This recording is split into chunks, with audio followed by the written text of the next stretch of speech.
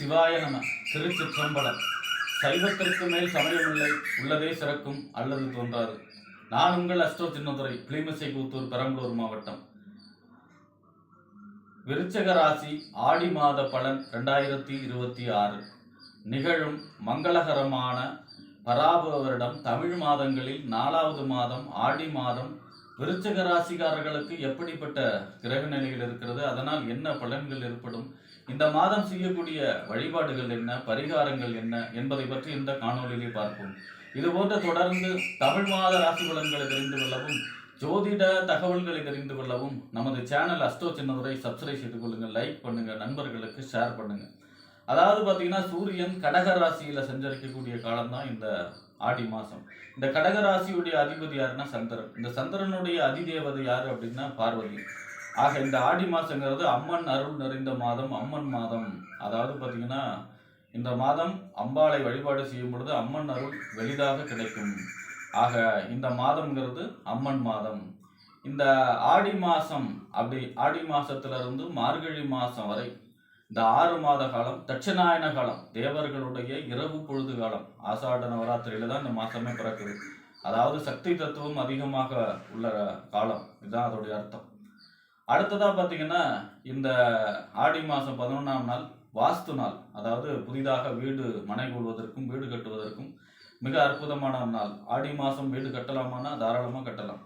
ஆடி மாசம் 21ஆம் நாள் ஆடி கிருத்திகை. விரதம் இருந்து முருகப்பெருமானையும் கார்த்திகை பெண்களையும் வழிபாடு செய்பவர்களுக்கு திருமண தடை விலகும், குழந்தை பாக்கியம் கிடைக்கும். அதே போல பார்த்தீங்கன்னா, தொழில் வளர்ச்சி, இந்த மாதிரியான மங்களகரமான விஷயங்கள் அனைத்தும் நடக்கும். அடுத்ததா பார்த்தீங்கன்னா, ஆடி மாதம் 27ஆம் தேதி ஆடி அமாவாசை. முன்னோர்களுக்கு வழிபாடு செய்வதும், முன்னோர்களுக்கு படையல் போடுவதும், குலதெய்வ வழிபாடு செய்வதற்கும் மிக அற்புதமான காலம். குலதெய்வத்துடைய அனுகிரகம் கிடைக்கக்கூடிய நாள். ஆக அன்றைய தினம் குலதெய்வ வழிபாடு, முன்னோர் வழிபாடு செய்வது சிறப்பு. ஆடி அமாவாசை. அடுத்ததா பார்த்தீங்கன்னா, ஆடி மாதம் 29ஆம் தேதி ஆடி பூரம். அன்றைய தினம் விரதம் இருந்து அம்பாளையும் ஆண்டாளையும் வழிபாடு செய்ய வேண்டும். செய்யும் பொழுது நமக்கு திருமண தடை விலக்கும், குழந்தை பாக்கியம் கிடைக்கும். அதே போல பார்த்தீங்கன்னா, குடும்ப வாழ்க்கைக்கு தேவையான அஷ்ட ஐஸ்வர்யங்களும் கிடைக்கக்கூடிய, அம்மன் அருள் கிடைக்கக்கூடிய நாள். அதாவது பார்த்தீங்கன்னா, குடும்ப வாழ்க்கை சிறக்கும் அன்றைய தினம் விரதம் இருந்து அம்பாளையும் ஆண்டாளையும் வழிபாடு செய்யும் பொழுது. அடுத்ததா பார்த்தீங்கன்னா, இந்த ஆடி மாதம் 32ஆம் தேதி பார்த்தீங்கன்னா நாக பஞ்சமி, கருட பஞ்சமி. அன்றைய தினம் கருடனுக்கு நெய்விளக்கேற்றி வழிபாடு செய்வதும், அல்லது நாக தேவதைகளை வழிபாடு செய்வதும், ஜாதகத்தில் உள்ள ராகு கேது தோஷங்கள், காலசர்ப்ப தோஷம், புத்திர தோஷம், தார தோஷம், மாங்கல்ய தோஷம், இந்த மாதிரியான தோஷங்களுடைய வீரியம் குறையும். ஆக இப்படிப்பட்ட சிறப்பு வாய்ந்த இந்த ஆடி மாசத்துல விருச்சிக ராசியை பொறுத்த வரைக்கும் உங்க ராசிநாதன் செவ்வாய். உங்க ராசிக்கும் 6ஆம் இடம், நோய் எதிரி வம்பு வழக்கு கடன் உத்தியோக ஸ்தானத்துக்கு அதிபதி யார் அப்படின்னா செவ்வாய் தான். அப்போ 1க்கும் 6 கூடிய செவ்வாய் 7ஆம் இடத்துல சஞ்சரிக்கிறார். எது வரைக்கும் சஞ்சரிக்கிறாரு? 17ஆம் தேதி வரை. 7ஆம் இடத்துல சஞ்சரிப்பது நன்மை. ராசிநாதன் 7ல சஞ்சரிக்கிறார்னா திருமண சம்பந்தமான முயற்சி கை கொடுக்கும், குழந்தை பிறப்பு, 2வது குழந்தை பிறப்பு ஏற்படும், கூட்டு தொழில நன்மைகள், நண்பர்கள் மூலமாக நன்மைகள் ஏற்படும். ஆனால் 6ஆம் இடத்தை 7ல சஞ்சரிக்கிறார்னா வாழ்க்கை துணையிடம் கவனமாக இருக்க வேண்டும். வாழ்க்கை துணையிடம் ஒரு சில பிரச்சனைகள் ஏற்படுவதற்கு வாய்ப்பு இருக்கிறது. இதுவே பார்த்தீங்கன்னா, இந்த 17ஆம் தேதிக்கு அப்புறம் உங்க ராசிநாதன் 8ல போறார். ராசிநாதன் 8ல மறையக்கூடாது.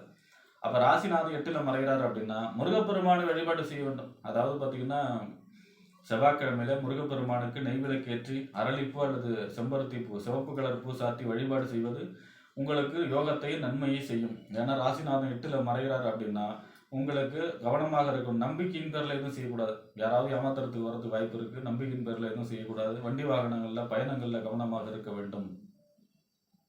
முருகப்பெருமானை வழிபாடு செய்ய வேண்டாம், எந்த பிரச்சனையும் வராது.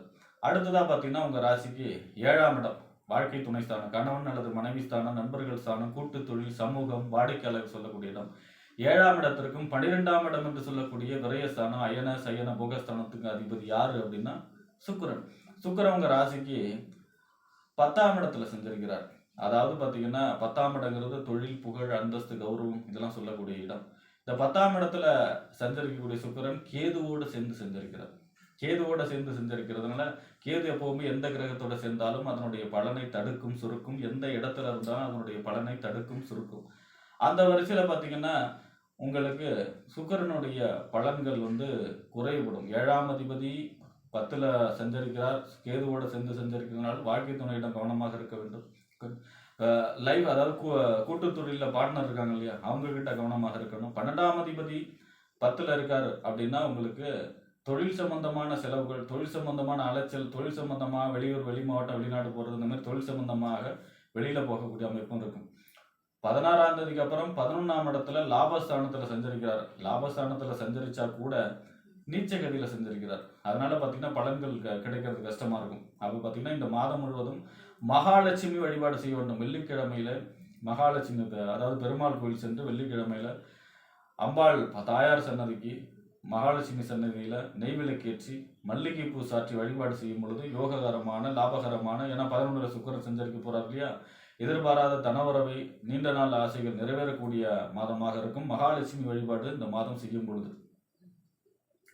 அடுத்ததாக பார்த்தீங்கன்னா உங்கள் ராசி 8ஆம் இடம், அதாவது 8ஆம் இடத்திற்கும் 11ஆம் இடத்துக்கும் அதிபதி யார் அப்படின்னா புதன்.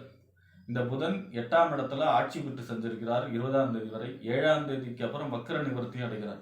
8ஆம் அதிபதி 8ல் ஆட்சி பெறுவது மறைந்த புதன் நிறைந்த தனத்தை தருவார். அதாவது புதன் வந்து கேந்திர திரிகோணத்துல இருந்தா அறிவை தருவார், புத்திசாலித்தனத்தை தருவார், சமயோசித புத்தியை தருவார். அதுவே அவர் மறைகிறாருன்னா நிறைந்த தனத்தை தருவார். பொருளாதார, அதாவது கமிஷன், ஏஜென்சி, இந்த மாதிரி தொழில் செய்கிறாங்க இல்லையா, புரோக்கர், ரியல் எஸ்டேட் தொழில் செய்கிறாங்க, புரோக்கராக செய்கிறாங்க. அதே மாதிரி பார்த்தீங்கன்னா வீடு வாங்க வைக்கிறது புரோக்கராக செய்கிறாங்க. இந்த மாதிரி புரோக்கர் கமிஷன் அதிகமாக கிடைக்கக்கூடிய மாதம் விருச்சிக ராசியை பொறுத்தவரைக்கும். 8ஆம் அதிபதி 8ல் ஆட்சி பெறும் பொழுது இந்த 8ஆம் இடத்தை விட்டு 20ஆம் தேதிக்கு அப்புறம் 9ஆம் இடத்துல தந்தை ஸ்தானம், பாக்கியஸ்தானம், தொலைதூர பயணம், உயர்கல்வி ஸ்தானத்தில் சஞ்சரிப்பார். அதுவும் மிகப்பெரிய நன்மைகளைத்தான் செய்யும். 8ஆம் இடத்த அதிபதி 9ல் சஞ்சரிச்சா தந்தையுடைய ஆரோக்கியத்தில் மட்டும் அக்கறை செலுத்த வேண்டும். ஆனால் பார்த்தீங்கன்னா 11ஆம் இடத்த அதிபதி 9ல் சஞ்சரிக்கிறது மிகப்பெரிய நன்மை, எதிர்பாராத அதிர்ஷ்டம், எதிர்பாராத தனவரவு, இந்த மாதிரியான பொருளாதார சம்பந்தமான எதிர்பாராத நன்மைகள் நடக்கக்கூடிய மாதமாக இருக்கும். இதுவே பார்த்தீங்கன்னா அடுத்ததாக பார்த்தீங்கன்னா உங்கள் ராசிக்கு 10ஆம் இடம், தொழில், புகழ், அந்தஸ்து, கௌரவத்துக்கு அதிபதியாகிய சூரியன் 9ஆம் இடத்துல சஞ்சரிக்கிறார். அதாவது 10ஆம் அதிபதி 9ல் சஞ்சரிக்கிறார்னா தர்ம கர்மாதிபதி யோகம் நன்மையை செய்யும். தொழில் சம்பந்தமான நன்மைகள், தெய்வத்துடைய அருள் கிடைக்கக்கூடிய மாதம், அதாவது நிறைய கோயில்கள்லாம் போய் வழிபாடு செய்யக்கூடிய மாதம், நிறைய ஜீவசமாதிகள் சென்று வழிபாடு செய்கிறது, அந்த மாதிரி ஆன்மீக சுற்றுலா செல்லக்கூடிய மாதமாக இருக்கும். ஆனால் பார்த்தீங்கன்னா தந்தையுடைய ஆரோக்கியத்தில் அக்கறை செலுத்த வேண்டும். உஷ்ண சம்பந்தப்பட்ட நோய், தீராத தலைவலி, கண் சம்பந்தமான பிரச்சனை, முதுகெலும்பு பாதிக்கிறது, இந்த மாதிரியான உஷ்ண சம்பந்தப்பட்ட நோய்கள் ஏற்படுவதற்கு வாய்ப்பு இருக்கிறது. காய்ச்சல், இந்த மாதிரியான விஷயங்கள் தந்தைக்கு ஆரோக்கியத்தில் அக்கறை செலுத்த வேண்டும். அப்போ பார்த்தீங்கன்னா இந்த மாதம் அப்படிங்கிறது குரு 9ஆம் இடத்துல விருச்சிக ராசி சஞ்சரிக்கிறார். ஆனால் இந்த மாதம் சூரியனோட சேர்ந்து சஞ்சரிக்கிறதுனால அஸ்தங்க கதியில் சஞ்சரிப்பார். அஸ்தங்க பெற்ற கிரகம் தன்னுடைய சுய பலத்தை இழக்கும். அப்போ பார்த்தீங்கன்னா குருவுடைய பலன் குறைவுபடும். ஏன்னா குரு வந்து 5வது பார்வை அவங்க ராசியை பார்க்குறாரு. அப்போ இந்த மாதம் கொஞ்சம் டல்லாக தான் இருக்கும். அப்போ மகாலட்சுமி வழிபாடு செய்கிறதும், முருகப்பெருமானுடைய வழிபாடு செய்கிறது, வெள்ளிக்கிழமை மகாலட்சுமி வழிபாடு, செவ்வாய்க்கிழமை முருகப்பெருமான் வழிபாடு செய்யும் பொழுது விருச்சிக ராசிக்காரர்களுக்கு இந்த ஆடி மாதம் மிக அமோகமான மாதமாக அமையும் என்று கூறி விடைபெறுகிறேன். நன்றி, வணக்கம்.